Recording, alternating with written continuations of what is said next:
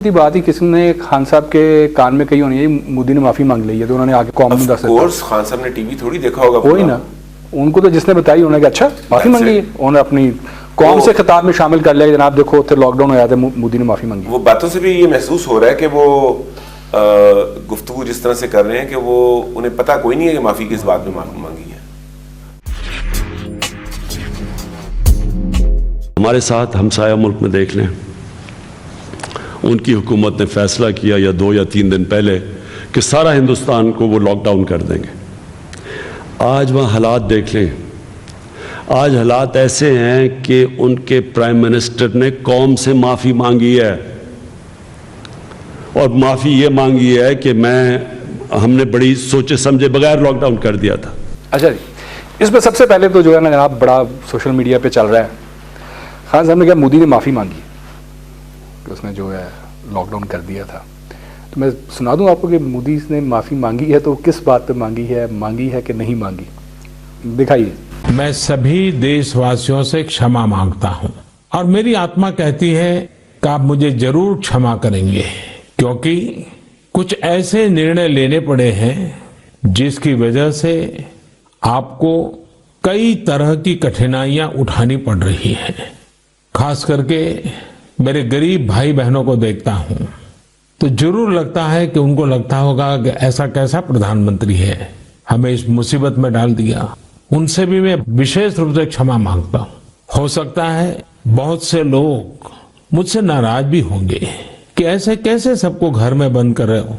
मैं आपकी दिक्कतें समझता हूं, आपकी परेशानी भी समझता हूं, लेकिन भारत जैसे 130 करोड़ की आबादी वाले देश को कोरोना के खिलाफ लड़ाई के लिए एक कदम उठाए बिना कोई रास्ता नहीं था। कोरोना के खिलाफ लड़ाई जीवन और मृत्यु के बीच की लड़ाई है, और इस लड़ाई में हमें जीतना है, और इसीलिए ये कठोर कदम उठाने बहुत आवश्यक थे। किसी का मन नहीं करता है ऐसे कदमों के लिए, लेकिन दुनिया के हालात देखने के बाद लगता है कि यही एक रास्ता बचा है। आपको, आपके परिवार को सुरक्षित रखना है। मैं फिर एक बार आपको जो भी असुविधा हुई है, कठिनाई हुई है, इसके लिए क्षमा मांगता हूं। जनाब खान साहब कह रहे हैं उन्होंने माफ़ी मंगी है लॉकडाउन की वजह तो, उन्होंने ऐसी कोई माफ़ी नहीं मंगी। मंगी ज़रूर है उन्होंने, लेकिन वो वजह उन्होंने और बताई है, मुश्किलात की वजह से। और ये वो कह रहे हैं रास्ता एक था, चॉइस ही ये थी, इसके अलावा हमारे पास चॉइस ही कोई नहीं थी। देखें, एज प्राइम मिनिस्टर खान साहब का काम नहीं है कि किसी दूसरे मुल्क के इंटरनल मामले में टांग अड़ाएं। मोदी अपनी कौम के साथ क्या करे क्या ना करे, खान साहब का काम नहीं है। खान साहब के नीचे हम डिस्कस कर सकते हैं, हम मोदी साहब को क्रिटिसाइज भी कर सकते हैं, लेकिन एज अ प्राइम मिनिस्टर ये उनका मनसब उन्हें इजाज़त नहीं देता। डिप्लोमेटिक लैंग्वेज का तकाजा है कि आप अपने हम मनसब के साथ लैंग्वेज जो है वो, अब खान साहब को ये बात जिसने भी समझाने की कोशिश की उसकी नौकरी गई।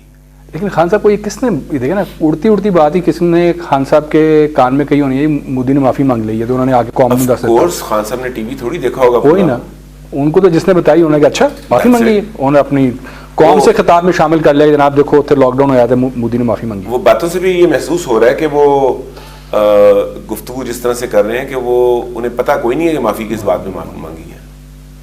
कितनी बड़ी ये कोताही है हुकूमत वक्त की कि इन्होंने जो लाहौर में इज्तिमा था, अब वो जो रायविंड पूरी सिटी जो है वो क्वारंटाइन हुई है, वहाँ पे मुकम्मल जो है उन्होंने बंद किया हुआ है, और वहाँ से इज्तिमा ख़त्म करवाया। उसके बाद पूरे मुल्क में जो वो है वो जमातें जो है वो चली गई, और वो जहाँ पे भी जा रहे हैं वहाँ से पता चल रहा है 120 बंदा इधर, 60 बंदा उधर, 50 बंदा उधर। ये कितना बड़ा हमने ब्लंडर किया है। तो वहाँ जो बंदे सही हैं उन्हें भी आप बीमार करेंगे।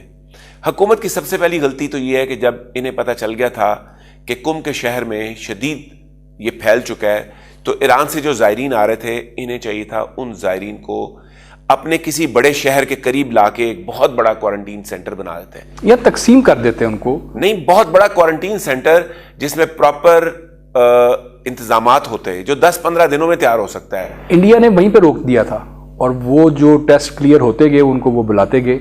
आप इन्हें बुला के यहाँ पे 15 दिन के लिए क्वारंटीन करवा देते और साथ मास्क पहना देते, तब मैं तो पता डे 1 से मास्क बोल रहा हूं, तब इनको पता ही नहीं था सर मास्क। इन्हें तो अभी भी कुछ नहीं पता, ये तो अभी भी मुल्क लॉकडाउन, क्योंकि जो लॉकडाउन करवा रहे हैं उनके घर में राशन है, और लॉकडाउन करवाने की वजह से जो सरकारी खजाने में से उनको माल मिल रहा है वो उनकी जेबों में जा रहा है। जो लॉकडाउन हो रहे हैं उनसे पूछे उनका क्या हाल है।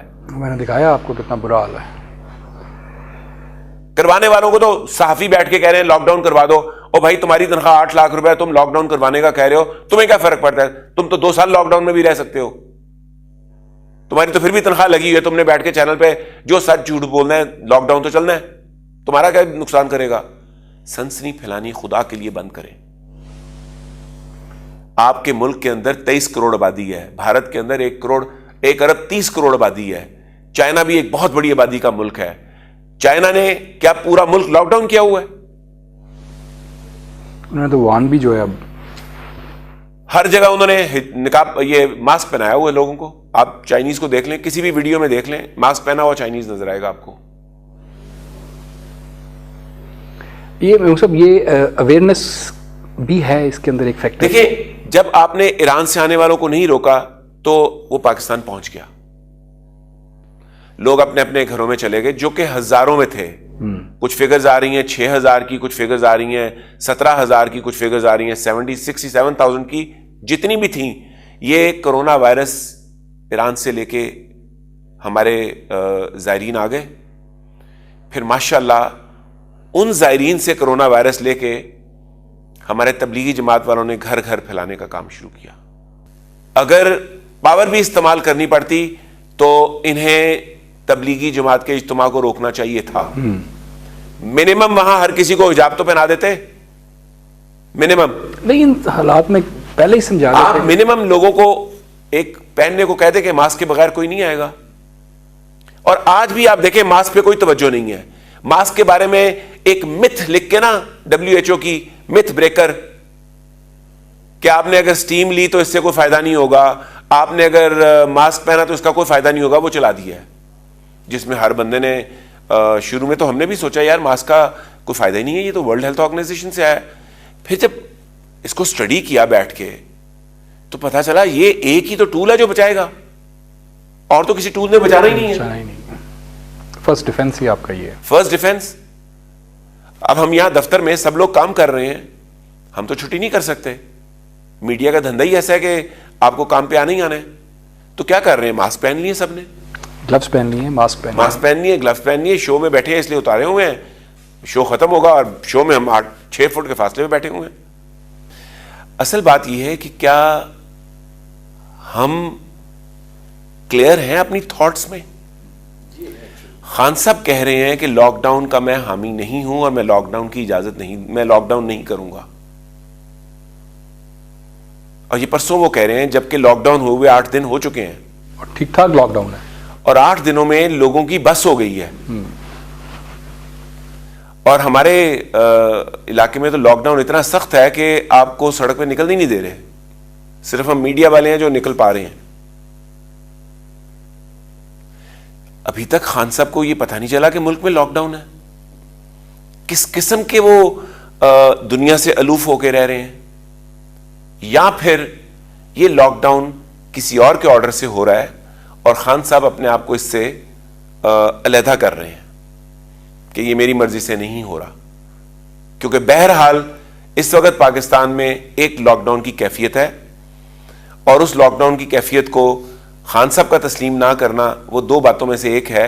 या वो किसी ऐसी दुनिया में रह रहे हैं जहां उन्हें पता ही नहीं हकाइक क्या है, या वो जानबूझ के इससे अपने आप को लाताल्लुक कर रहे हैं। उन्हें खदशा है कि इस लॉकडाउन के नतीजे में, जैसे आज लोग सड़कों पे निकले हैं, मजीद लोग सड़कों पे निकलेंगे।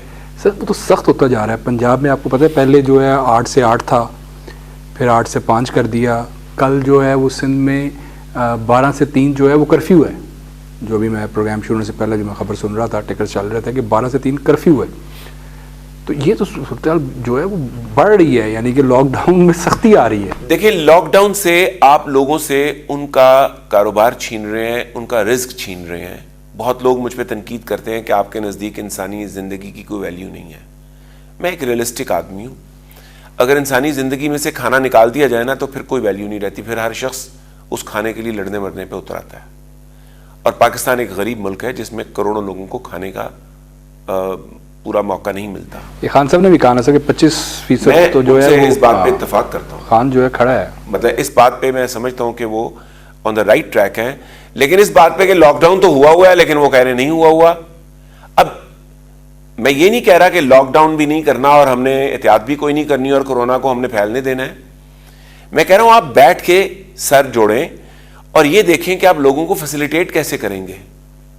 लोगों को मास्क चाहिए तो आप एक आसान मास्क बनाने का तरीका बता दें, लोग अपने घरों में मास्क सी के पहन लें। उतरे में गवर्नमेंट मास्क बनाने का अरेंजमेंट कर ले। चाइना में मशीनें मिलती हैं जो 4.5 लाख मास्क एक घंटे में, एक दिन में तैयार कर देती हैं। मैं चाहूँगा वो वीडियो आप चला दें साथ हमारी गुफ्तगू के दरमियान, जब हम वो मास्क की बात कर रहे हैं, हम वीडियो भी हमारे पास मौजूद है जो मास्क बनते हुए नजर आ रहे हैं। अब वो 4.5 लाख मास्क जो है उसकी पाकिस्तान में प्रोडक्शन कॉस्ट सारे मटेरियल्स डाल के जो आज के रेट में है, जब सस्ते थे तो उस वक्त ये 80 पैसे का था, आज के रेट में 2 रुपये 85 पैसे का एक मास्क बनता है। ये मैंने आज ही कोट करने के लिए फिगर सारे मटेरियल्स की कॉस्ट लेके देखिए, इसमें 3 लेयर का कपड़ा लगता है और तीनों लेयर के कपड़े की डिफरेंट प्राइसेस हैं, डिफरेंट वेटेज है।